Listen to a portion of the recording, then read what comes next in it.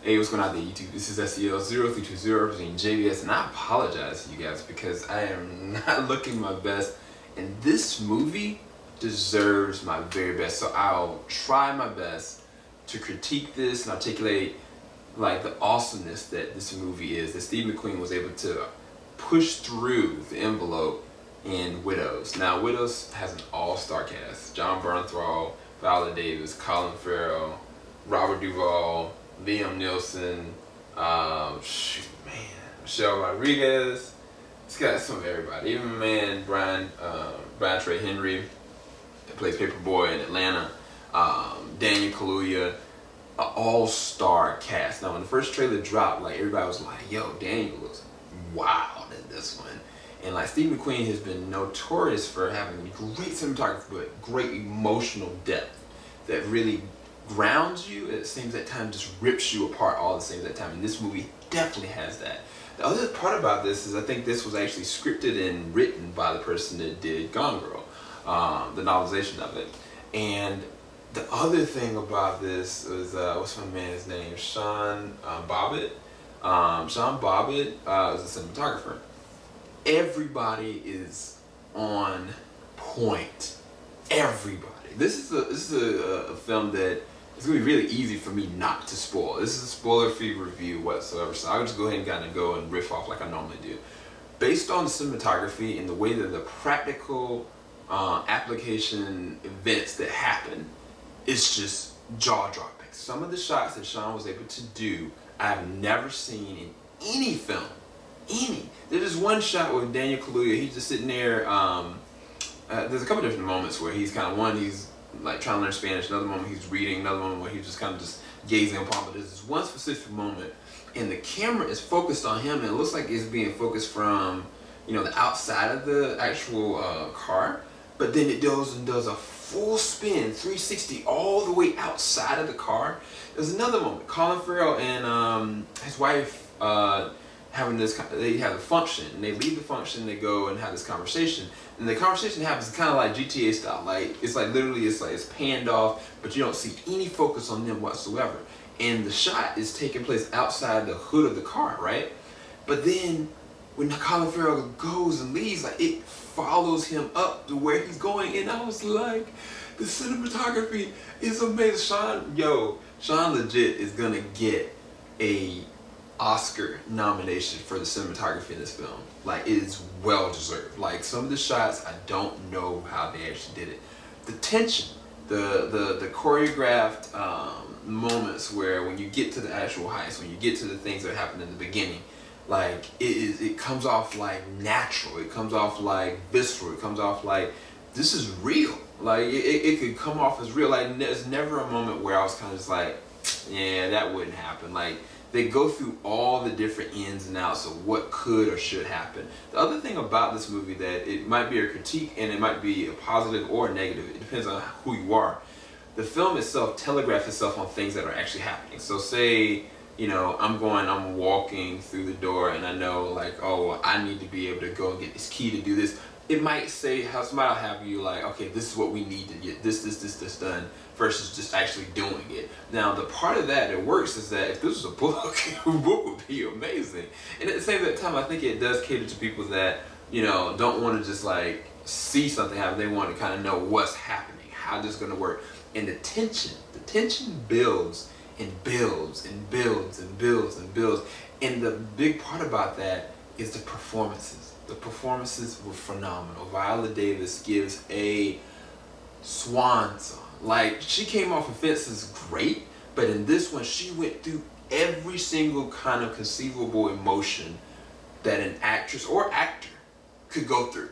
Like, in a situational standpoint. Like, I'm like, okay, well, somebody's threatening your life. How do you react to that? Oh, well, you're dealing with happiness, and you're living life, and now all of a sudden you're dealing with this. And like, she just goes.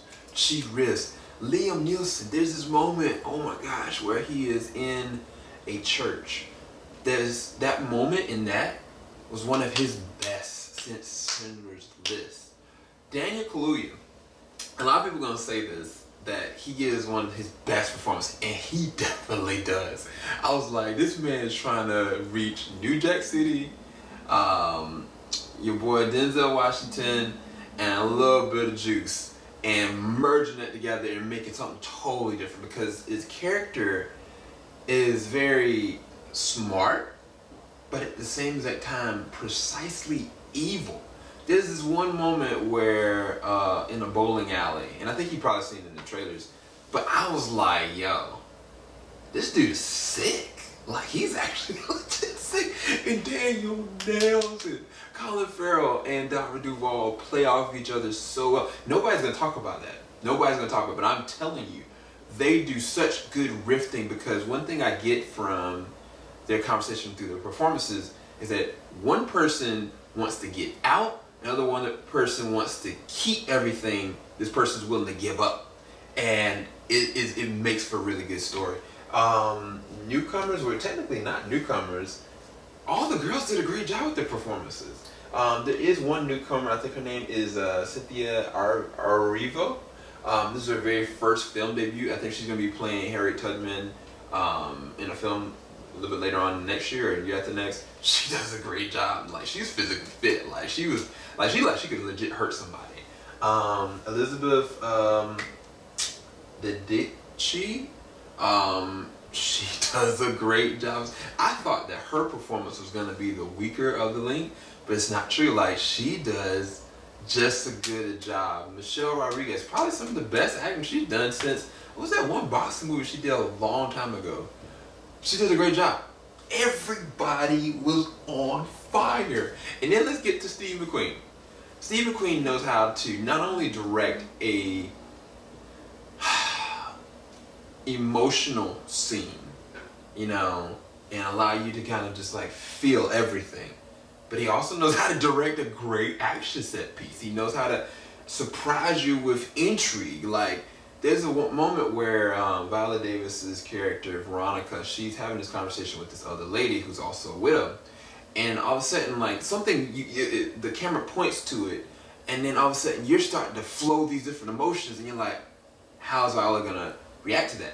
And the director allows you to feel the same exact anxiety that the character is feeling in the same moment, and that's masterclass. A lot of directors, what they do is they're like, okay, you're gonna feel this emotion because I want you to feel it. Like, no, like, let's take time and just see how this goes. Now, some people will go and maybe critique this and say this is a slow burn, like, but I really appreciated this from a cinematography standpoint. This is masterclass cinematography, masterclass directing, masterclass performances. The score, Hans Zimmer, you are freaking amazing. Like, he did a great job with, did he do Blade Runner 2049?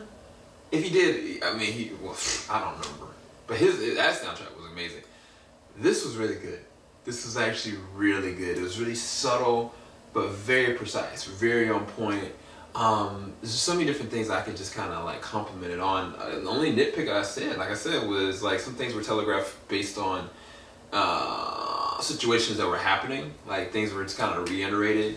Didn't have to be. There is a stupid situation that happens with the character later on that I was kind of like, what? And then there's a situation that in the third act that I'm curious what you guys think about it, because I legitimately don't know how it could have panned out if it went this way versus the way that it went. Like, I really want to go into that. The only thing I would maybe do a spoiler review for, because I'm like, wait, what? Like, wouldn't this have worked out better if it did? But yeah, there's twists and turns everywhere. Stay away from social media. Just go and check out Widows. It's worth your time, worth your money. There are some moments, definitely a lot of moments of violence. I can't remember any displays of nudity. Yeah, there is a sex scene, couple.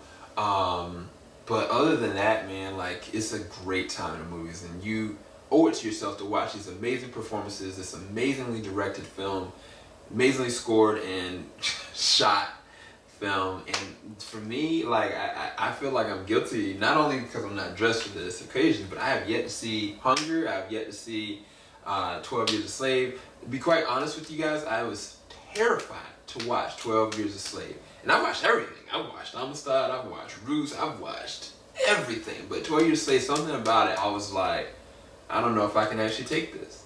Hunger, I want to see Hunger and Shame, to be quite honest with you. I haven't seen either one of those because I love Michael Fassbender. But after watching this, I owe it to Steve to do this. So if I had to give it a review number, I mean, between 9.5 and a 10 out of 10. Like, I thought it was masterclass plush. So hopefully y'all enjoy this review. Keep it locked. JVS, we ain't gonna stop. Y'all have a blessed one. Peace, guys. Go check out WIDOWS ASAP.